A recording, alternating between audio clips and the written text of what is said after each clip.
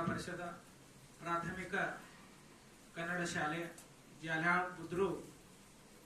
ಈ ಶಾಲೆಯಲ್ಲಿ 7ನೇ ತರಗತಿಯ ವಿದ್ಯಾರ್ಥಿಗಳ ಒಂದು ಬೀಳ್ಕೊಡುವ ಸಮಾರಂಭದ ನಿಮಿತ್ತವಾಗಿ ಈ ವೇದಿಕೆಯನ್ನ ಅಲಂಕರಿಸಿರುವಂತಹ ಈ ಜಾಲ್ಯಾಳ್ ಗ್ರಾಮದ ಸರ್ಪಂಚರು ಆಗಿರುವಂತಹ ಸನ್ಮಾನ್ಯ ಶ್ರೀ ಮಲ್ಕಾರಿ ಪೂಜಾರಿ ಅವರೇ, ಅದೇ ರೀತಿಯಾಗಿ ಈ ಶಾಲೆಯ ವ್ಯವಸ್ಥಾಪನಾ ಸಮಿತಿಯ ಅಧ್ಯಕ್ಷರು ಆಗಿರುವಂತಹ ಸನ್ಮಾನ್ಯ ಶ್ರೀ ಭೀಮರಾಯ ಲುಬ್ದಿ ಅವರೇ, ಅದೇ ರೀತಿಯಾಗಿ ಸದಸ್ಯ ಮತ್ತು ಪಾಲಕರಾಗಿರುವಂತಹ ಈ ವೇದಿಕೆಯನ್ನ ಅಲಂಕರಿಸಿರುವಂತಹ ಮುಚ್ಚಂಡಿಯವರೇ ಹಾಗೂ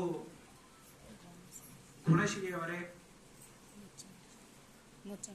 ಇವರನ್ನ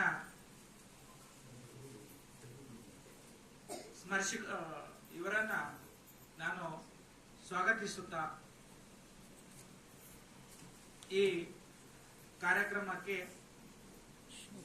ತಾವೆಲ್ಲ ಇಲ್ಲಿ ಉಪಸ್ಥಿತರಿರುವಂತ ಎಲ್ಲ ಮುದ್ದು ವಿದ್ಯಾರ್ಥಿಗಳನ್ನ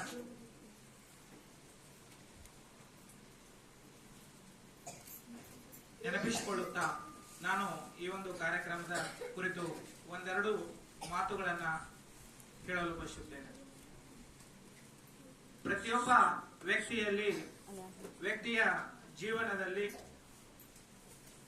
ಆದಿ ಮತ್ತು ಅಂತ್ಯ ಎನ್ನುವುದು ಇದ್ದೇ ಇರುತ್ತದೆ.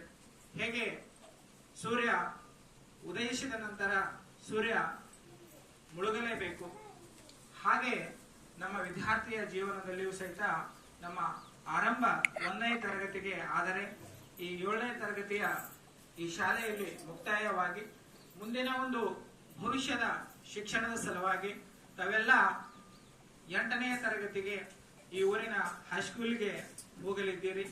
ಅದಕ್ಕಾಗಿ ಇಲ್ಲಿ ಕಲಿತಿರುವಂತಹ ಜ್ಞಾನವನ್ನ, ಪಾಠವನ್ನ ಅದನ್ನ ಉತ್ತಮವಾಗಿ ಬಳಸಿಕೊಂಡು ಒಂದು ಜ್ಞಾನದ ಒಂದು ಹೆಮ್ಮರವಾಗಿ ಬೆಳೆಯಬೇಕು ಅಂತೇಳಿ ನಾನು ಆಶಿಸ್ತೇನೆ. ಅದೇ ರೀತಿಯಾಗಿ ವಿದ್ಯಾರ್ಥಿಗಳು ತಮ್ಮ ಜೀವನದಲ್ಲಿ ತಮಗೆ ಕಲಿಸಿರುವಂತಹ ಶಿಕ್ಷಕರನ್ನ ಯಾವಾಗಲೂ ಸ್ಮರಿಸಿಕೊಳ್ತಾ ಇರ್ತಾರೆ. ಯಾಕಪ್ಪ ಅಂತಂದ್ರೆ ಒಬ್ಬ ಒಳ್ಳೆಯ ಶಿಕ್ಷಕನಾಗಿದ್ರ ಆತ ಒಳ್ಳೆಯ ವಿದ್ಯಾರ್ಥಿಗಳನ್ನ ಸೃಷ್ಟಿಸ್ಲಿಕ್ಕೆ ಸಾಧ್ಯ. ಒಬ್ಬ ಒಳ್ಳೆಯ ಆದರ್ಶ ವ್ಯಕ್ತಿ ಇದ್ರ ಅವನ ಕಡೆಯಿಂದನೇ ಏನಪ್ಪಾ ಅಂತಂದ್ರೆ ಒಳ್ಳೆಯ ವ್ಯಕ್ತಿಗಳು ನಿರ್ಮಾಣ ಆಗ್ಲಿಕ್ಕೆ ಸಾಧ್ಯ.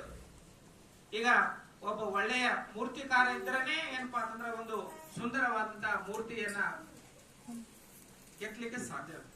ಹಂಗ ಇಲ್ಲಿರುವಂತಹ